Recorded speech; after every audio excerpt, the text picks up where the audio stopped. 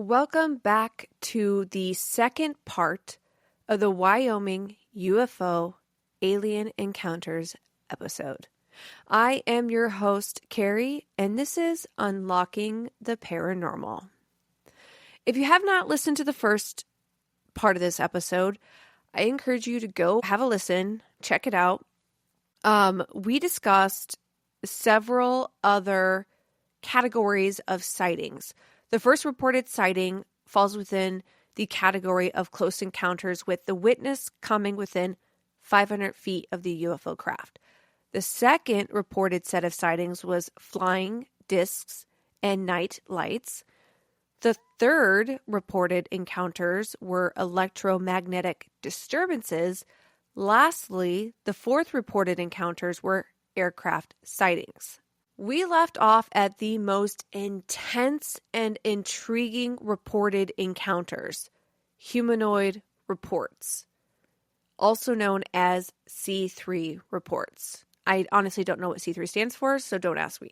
Now, this particular example that I'm going to be getting into is truly fascinating. I had to go and research it elsewhere. This isn't just coming from the NICAP report.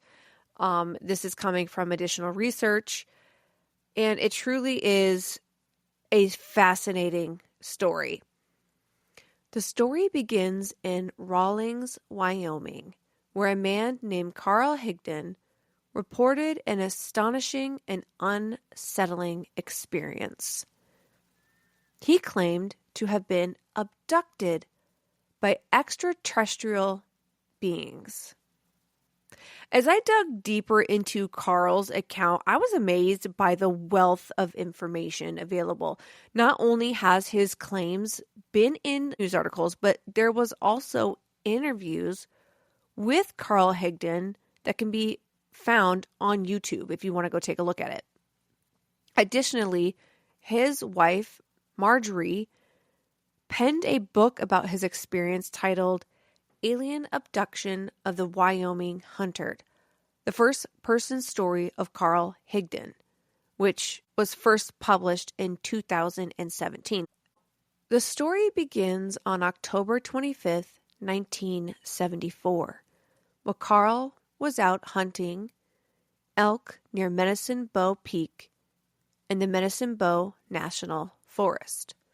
What began as a routine hunting trip quickly spiraled into a reality-defying event that would haunt him for the rest of his life. Before diving into Carl's astonishing abduction story, let's take a moment to understand the setting where this bizarre encounter unfolded. The Medicine Bow National Forest. Nestled in the heart of Wyoming, the Medicine Bow National Forest is a vast and rugged expanse of wilderness, famed for its breathtaking beauty and the adventures it offers to those seeking solace in nature. One of the most iconic features of this forest is Medicine Bow Peak, the highest point in the snowy range, standing tall at an impressive 12,014 feet. The peak's towering, rocky summit commands panoramic views that stretch across the alpine landscape, revealing pristine lakes, lush meadows, and a dense forest that seems to disappear into the horizon. The area is perfect for adventures of all kinds, from leisurely walks to more challenging climbs. There's something for everyone. Medicine Bow Peak isn't just a haven for adventure seekers. It holds deep cultural significance, especially for Native American tribes.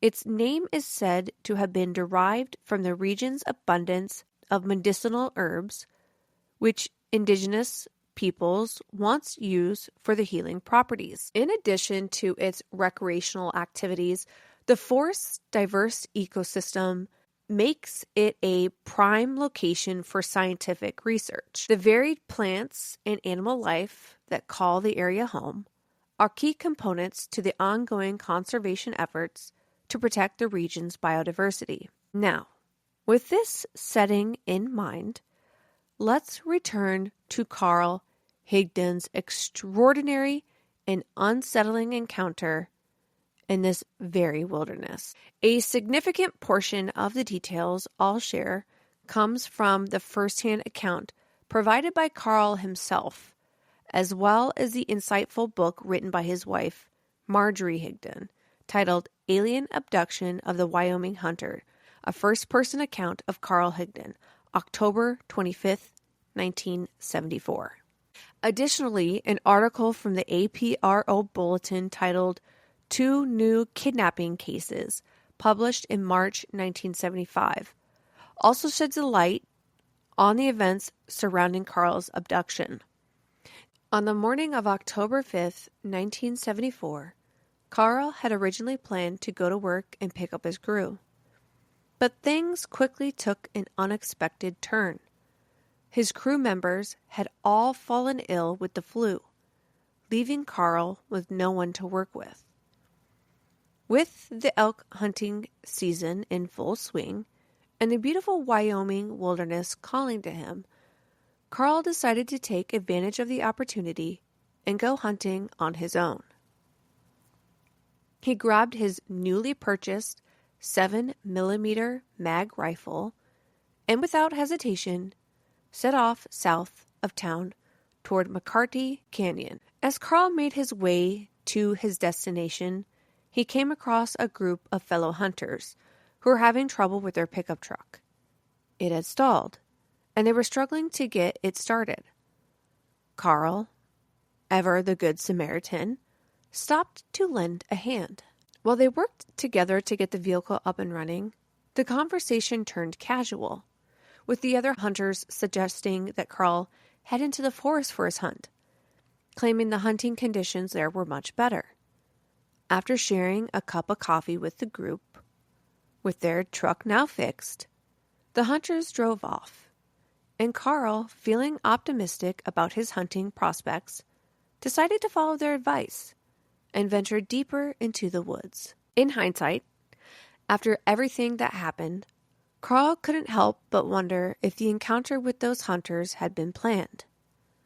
A carefully orchestrated move to draw him deeper into the forest toward the terrifying experience that awaits. Once Carl was alone, he drove further into the forest and parked on a knoll, overlooking the landscape. He stepped out of his truck and took in the tranquility of the wilderness. As he poured himself a cup of coffee, he couldn't shake the feeling that something felt off, though he couldn't quite place it. His moment of solitude was interrupted when a game warden drove up, and the two exchanged pleasantries about hunting in the area. After their brief conversation, the game warden got back into his truck and drove off, leaving Carl with his thoughts once again. With the quiet of the forest surrounding him, Carl decided it was time to make his move. He grabbed his rifle and began walking down the winding road that led deeper into the woods. His anticipation grew as he ventured further, eventually coming upon a clearing where, to his surprise, he spotted 5 elk grazing peacefully. Carl, now focused on the hunt, raised his rifle, ready to take the shot. Little did he know that the encounter he was about to have would be nothing like any hunting experience he had ever known.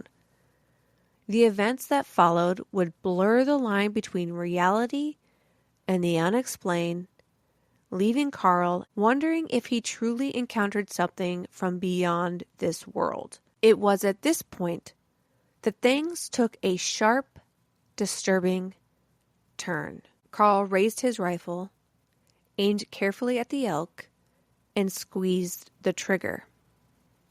But whatever happened next was anything but ordinary. The sound of the shot never came. Instead, the bullet, a powerful 7mm mag round, which typically travels over 3,600 feet per second, left the barrel in an eerie silence. It seemed to hang in the air, moving slowly, almost as if time had slowed down around it. The bullet floated a few feet before it abruptly stopped mid-air, defying all laws of physics.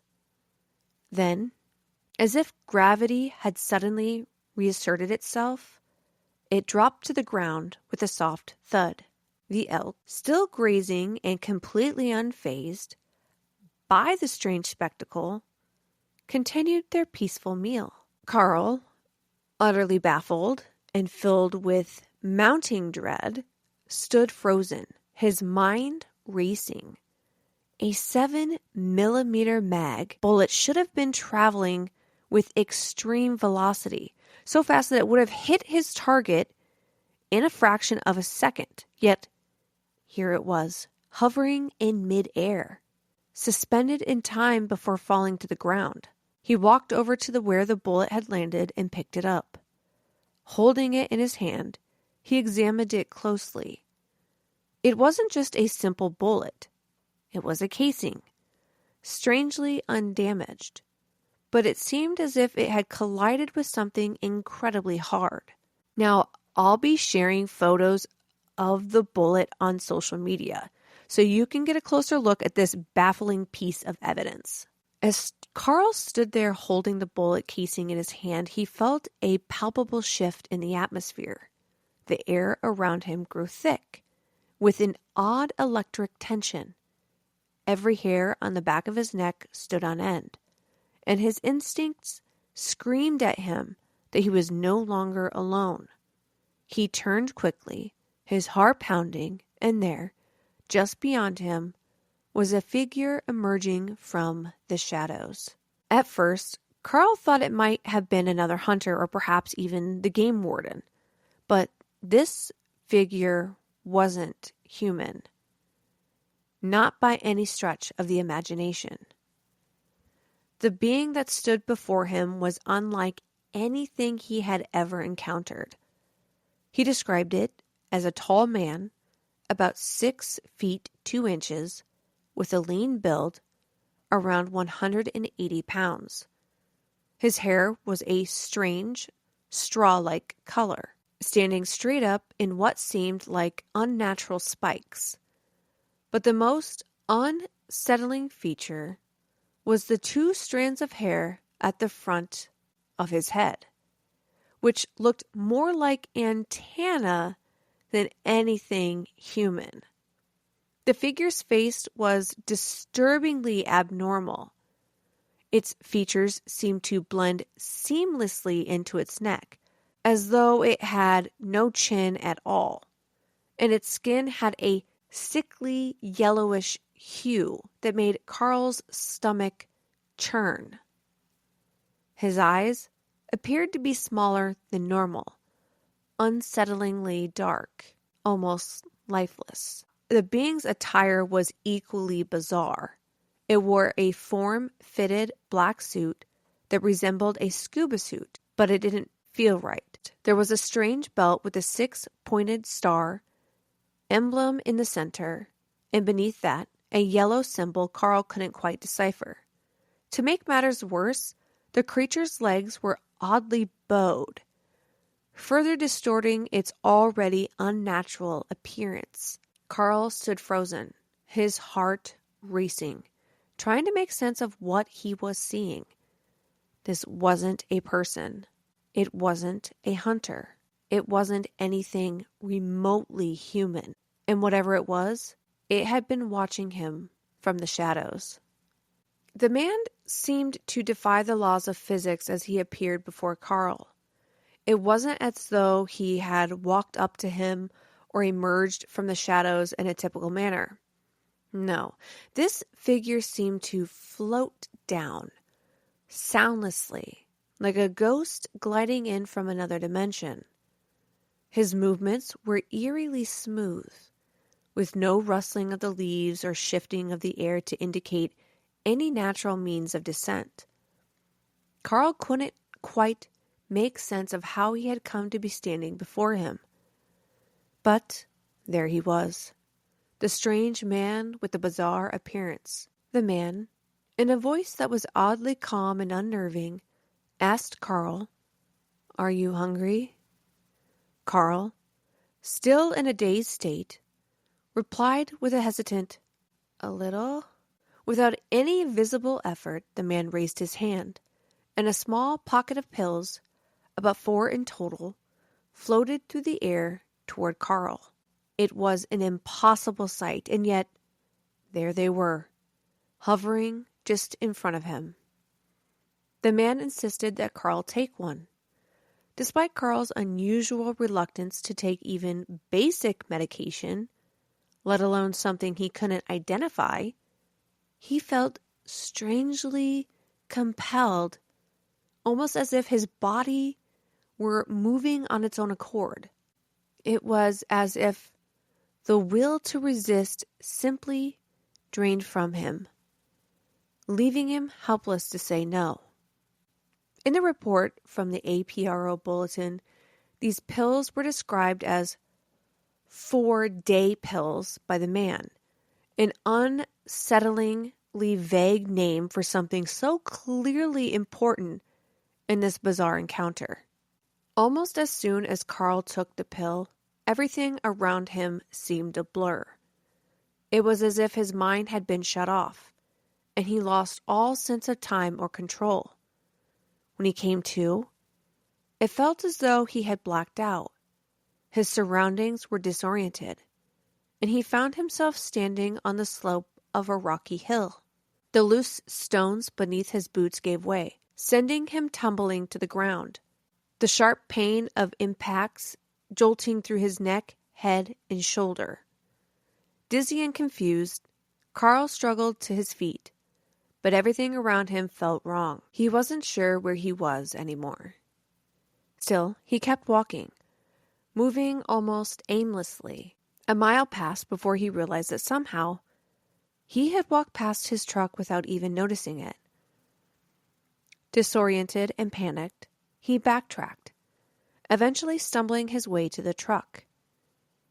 It was then that he heard a woman's voice on the CB radio.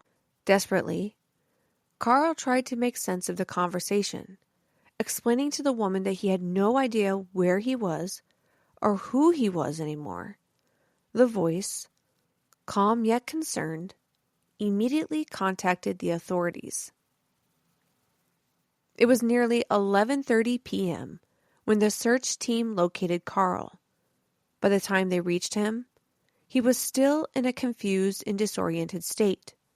He barely recognized his own wife when she arrived at the scene. Carl was swiftly taken to the Carbon County Memorial Hospital, arriving around 2:30 a.m. Though the physical injuries to his neck, head, and shoulder were evident, something else seemed off. His eyes were alarmingly bloodshot, and they wept constantly, tears rolling down his face without any explanation. The strange effects lingered. By Saturday, Carl's wife had to practically force him to eat, as he had no appetite. It wasn't until the following day that he regained his desire for food. He stayed in the hospital for 3 days, his mind and body recovering from an experience that had left more questions than answers. Carl would later describe the event as a disorienting, almost dream-like experience, one that still haunted him to this day. Days after being released from the hospital, Carl found himself in a fog, both physically and mentally. The world seemed out of focus, as though he was detached from everything around him. He struggled to regain his sense of normalcy. Even the simplest of tasks, let alone returning to work, felt like a monumental challenge. His frustrations grew. He had a family to support, and the weight of that responsibility pushed him to seek answers in a way he could. It was during this time of deep uncertainty that Carl reached out for help, and that's when he connected with Dr. Sprinkle, a respected figure within the Aerial Phenomenon Research Organization, the APRO. Dr. Sprinkle, a professional experienced in dealing with cases of strange encounters, suggested hypnosis as a means of unlocking Carl's memories. Carl, desperate for clarity, agreed. Along with the hypnosis, Dr. Sprinkle administered a polygraph test to ensure the validity of the information that might surface.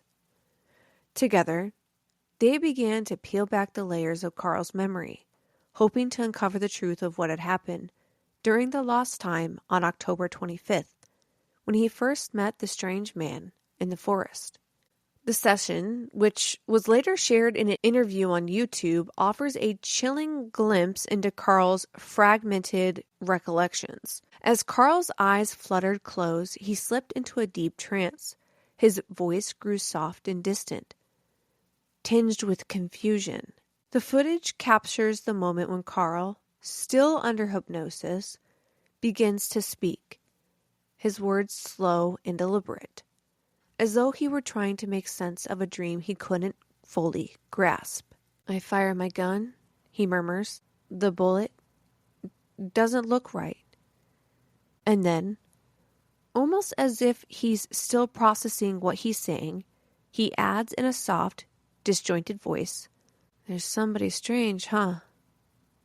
His words hang in the air like a question, his mind wrestling with the memory that refuses to fit together neatly. The hypnosis continued, and Carl's voice grew quieter. He spoke more slowly, almost dreamlike, as he described the entity he had encountered. "He wants me to go with him," Carl uttered, each word soaked in a sense of helplessness. It was through this hypnotic session that Carl was finally able to break through the barriers of his confused state and recall the moments that had eluded him. What he had experienced in the forest had left him in a daze, but hypnosis allowed him to access the details of his abduction and the strange figure that had guided him into a terrifying, otherworldly encounter. As Carl relived that fateful day under hypnosis, the jumbled fragments of his memories began to fall into place, revealing a haunting truth about what had transpired in the wilderness of Wyoming. After reluctantly agreeing to follow the strange man, Carl was swept into a surreal experience that defied everything he had ever known. He found himself inside what only can be described as a strange glass cubicle, a sterile, futuristic chamber that felt cold and foreign. The high back chair he was seated in felt unnervingly firm. The chair's arms pressed into his skin as he tried to move. But movement was impossible. His arms were tightly strapped down. The restraints holding him prevented him from even attempting to break free. Something strange sat on his head like a football helmet, but with a feeling of invasive pressure, as though it was connecting to his mind in some way he couldn't comprehend. What was this place? Why couldn't he move? As he struggled against the chair, Carl noticed 3 levers in front of him, mounted on the cubicle's sleek metallic walls. The man, who referred to himself as Ozo-1, approached the levers, his actions calm and deliberate. The walls around him made some transparent reflective material, allowed Carl to see things he couldn't make sense of. Through one panel, he saw the 5 elk from earlier, still standing motionless. Carl turned his gaze downward and caught sight of his pickup truck. It stood far below, parked on the side of the road just as he had left it. But in the blink of an eye, it vanished from sight. There was no explosion, no sign of destruction, just a simple wave of the strange man's hand, and the truck was gone, as if it had never existed. Then, in the corner of his eye, Carl saw a massive blue, marble-like orb floating just out of reach.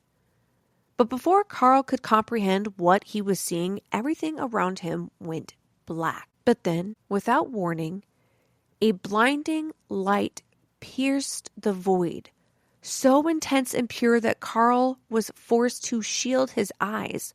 His hands trembled in an attempt to block out the shearing brilliance. The light was almost unbearable, like staring directly into the sun, only magnified 1,000 times. He squinted. His eyes fluttered desperately, but the brightness was relentless, seeping through every crevice. His eyes watered uncontrollably as he struggled to adjust. Every blink stinged like salt in an open wound. Despite the tears blurring his vision, Carl pushed through the pain, forcing himself to look around. Gradually, shapes began to emerge from the haze, and he could just make out the outline of a towering structure in the distance.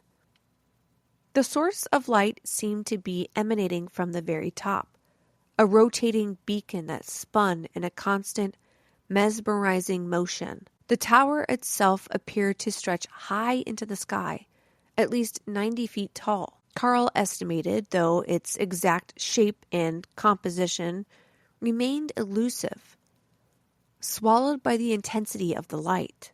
As Carl focused on the base of the tower, he began to notice figures moving below it. People. They looked ordinary enough at first glance, like anyone Carl might see on a normal day. But something about their presence felt off, as if they didn't quite belong in the world he knew.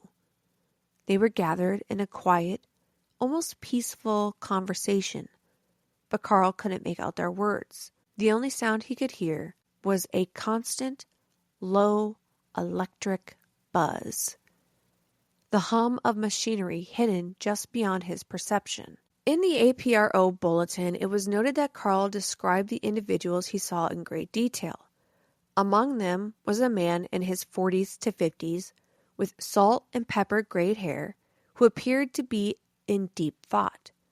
There was a young girl, around 10 or 11, with brown hair. A few feet away, Carl spotted another girl, this one a little older, perhaps 13 or 14, with bright blonde hair. Next to her was a young man, likely in his late teens, with tousled brown hair, and beside him another young girl, maybe 17 or 18, with the same golden blonde hair. They were all dressed in clothing that seemed strangely normal, as if they had just stepped out of a time and place Carl could recognize their simple attire. The electric buzz continued. It prevented any attempt to hear their conversation, but he could sense that they were talking, communicating something just beyond his grasp. At that moment, the strange disembodied voice of Azo-1 cut through the silence, interrupting Carl's growing confusion. The figure spoke matter-of-factly. "We have traveled 163,000 light miles," he said, as if it was the most mundane statement in the world. As Carl stood beneath the massive tower, the air seemed to hum with energy. He couldn't explain it, but the towering structure before him almost felt alive. Azo-1, standing by his side, raised his hand and pointed directly at the towering light source. In an instant, Carl felt an invisible force take hold of him. There was no gradual movement, no sense of walking. He simply begun to float towards the tower, as though gravity itself had been momentarily suspended. It was as if some unseen force was guiding them with just the motion of Azo's hand. Carl's feet dangled in the air, weightless, as he drifted effortlessly in the direction Azo had pointed. Once inside the tower, the floating sensation continued, like they were gliding through a space where the normal laws of physics simply didn't apply. He wasn't walking, he wasn't even moving under his own power. He was drifting. He was led into an elevator-like platform that seemed to rise on its own. The elevator ascended smoothly, and Carl was taken down a long, almost endless walkway. Again, there was no walking. He was floating, his feet just inches above the floor, moving as though drawn by an invisible current. As they continued their journey, Carl found himself entering a large, spacious room. He was guided onto a raised platform in the center of the room.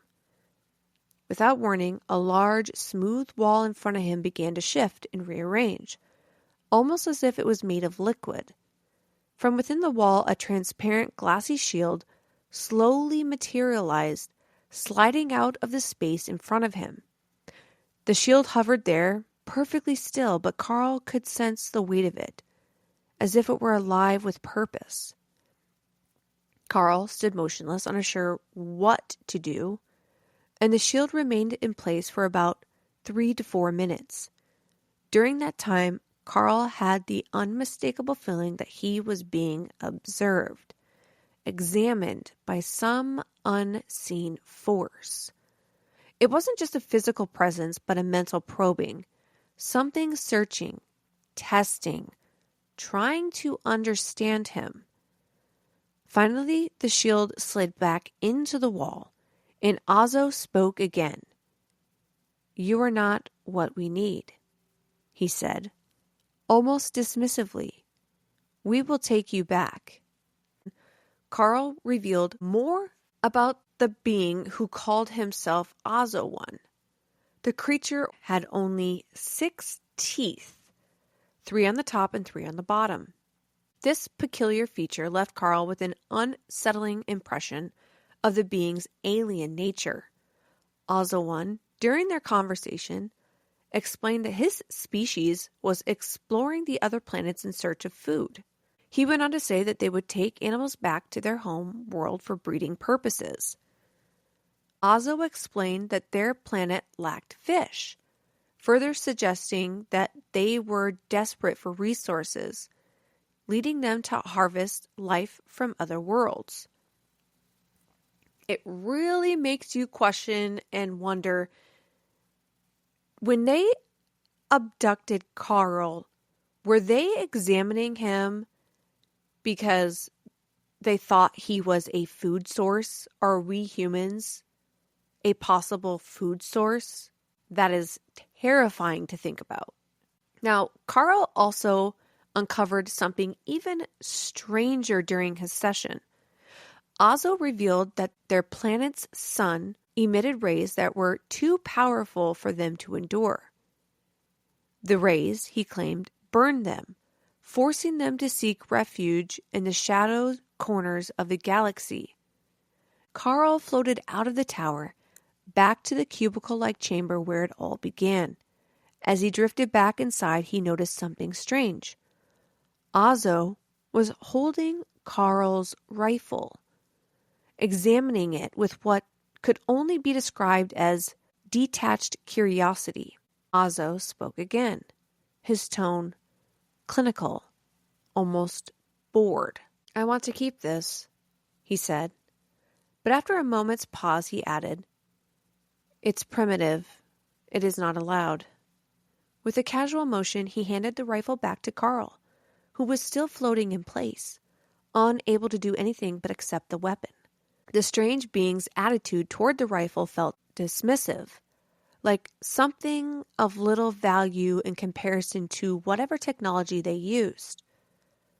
Azo then moved toward the levers on the wall, his motions smooth and deliberate. He reached the longest lever with his hand, gliding across the controls as if he were performing a simple task. The moment the lever was pulled, everything around Carl seemed to shift. The world blurred, and before he could even process what was happening, Carl found himself back in a familiar place. But even as he stood there, in what seemed like the same place he had been before, Carl was struck with a deep, unsettling sense of confusion. Everything seemed familiar, yet completely alien. He couldn't shake the feeling that something was profoundly wrong, that his mind was not quite his own, and the experience had left him with more questions than answers. Now, there are several key and strange details in Carl's story that lend a layer of credibility to his encounter. details that seem too peculiar to dismiss. First, the location of Carl's truck upon discovery adds a strange dimension to the tale. When rescuers arrived to retrieve his vehicle, they were taken aback by the truck's position. The area surrounding it was thick and dense, with trees, brush, and undergrowth, making it extremely difficult to spot and to get access. The terrain was so rugged and the space so cramped that it would have been nearly impossible for Carl to have driven the truck into that location. The rescuers noted that it appeared the truck had been placed there rather than driven, a detail that immediately raised a lot of questions. In fact, the location was so treacherous that it took a tow truck to remove the vehicle. Carl recalled that just before they left the cubicle, Ozzo pointed at his vehicle, which is parked nearby, with a simple gesture. The truck vanished from view, leading Carl to question how it ended up in such an unusual and hard to spot and hard to reach place deep within the forest. Could this act of vanishing explain how Carl's truck was found in such a peculiar location, surrounded by trees and brush, and in an area inaccessible by normal means? Second, reports of unidentified lights in the area where Carl was found also seemed to support the plausibility of his claims. Before the search and rescue team made their way out to the remote location where Carl's truck was abandoned, multiple witnesses had observed strange lights in the sky near that very same area. Could these lights have been connected to the bizarre circumstances surrounding Carl's disappearance and return? Was it possible that these lights were the same phenomenon he encountered while inside the mysterious cubicle? The lights were seen prior to Carl's rescue, but their origin remains unexplained, adding yet another eerie layer to the already inexplicable events. Third, the bullet. The bullet Carl retrieved after witnessing it inexplicably stop mid-air and fall to the ground also offers a compelling mystery. This bullet, a powerful 7mm round, was examined by Dr. Walter Walker, a consultant for the Aerial Phenomenon Research Organization. Dr. Walker's findings were striking. Although the copper jacket of the bullet remained intact, the lead slug had somehow vanished. However, Walker confirmed that the copper jacket had been impacted with an extraordinary amount of force. The evidence indicated that the bullet had struck something incredibly hard enough to stop it dead in its tracks. For context, the 7mm bullet Carl fired is designed to travel over 3,600 feet per second and is powerful enough to pass through solid objects like telephone poles without so much as slowing down. The fact that the bullet appeared to defy this expected behavior is another strange aspect of Carl's story, one that can't easily be explained. Lastly, Carl's subsequent efforts to recover more memories about his encounter through hypnosis only adds to the depth of his testimony. Hypnosis is often used to access memories buried deep in the subconscious, particularly when someone has experienced traumatic or altered state of consciousness. Carl's hypnosis sessions were designed to help unlock the details of his encounter with the strange being and the events that transpired while he was in that seemingly hypnotic trance-like state. This method is often employed when someone has lost time or experienced something beyond their control, such as Carl did under the influence of this creature, Ozzo. At the end of the hypnosis session, Dr. Sprinkle felt that Carl was being genuine in his recollection of the events. There was no indication of deceit or fabrication. Dr. Sprinkle noted that Carl's experience seemed to come from a place of true belief, and he had no reason to doubt the authenticity of his account. To further corroborate Carl's story, he was subjected to a polygraph test, which he passed. Now, obviously, hypnosis has its own arguments against it, as well as polygraph tests. But the fact that he was willing to take the test and that he initially passed does lend some credibility to the story. Each of these elements, the difficult location of the truck, the reports of the mysterious lights, the curious behavior of the bullet, and Carl's own efforts to uncover the truth through hypnosis and the lie detector test, serve as compelling pieces of evidence that contribute to the credibility of his strange encounter. In the YouTube video titled Carl Higdon, The Wyoming Hunter's Alien Encounter, October 25th, 1974, we gain deeper insight into the man behind the extraordinary encounter. Carl Higdon was no ordinary man. He was a seasoned foreman working on an oil rig in Rawlins, Wyoming. His crew had affectionately nicknamed him the Wyoming Coyote due to his relentlessness, feisty determination to get the job done, no matter the odds. The nickname wasn't just a reflection of his work ethic, but of the fierce resilience that defined him. For 15 years, Carl had worked in the oil industry, putting in 6 days a week to provide for his family of 7. He was a hard-working, dependable man, known for his integrity and honesty. Carl wasn't the type of person who sought attention or fabricated stories. So when he reported his bizarre encounter with extraterrestrial beings, many of those who knew him couldn't fathom him making up such a story. They found it hard to believe that a man with such a no-nonsense reputation would invent something so far-fetched. Before the abduction, Carl had a stable, grounded life, focused on his family and focused on work. But after that fateful encounter in the Wyoming wilderness, his world was changed. His story raised questions that couldn't easily be answered and cast a shadow of intrigue over his previously ordinary life.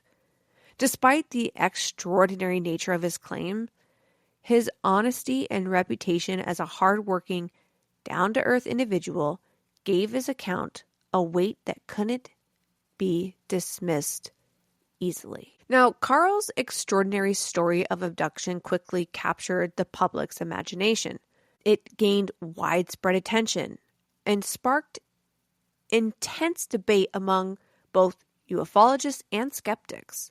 While some chose to dismiss his account as nothing more than a fabrication as a result of a vivid hallucination, others found his sincerity and the consistency of his testimony hard to ignore.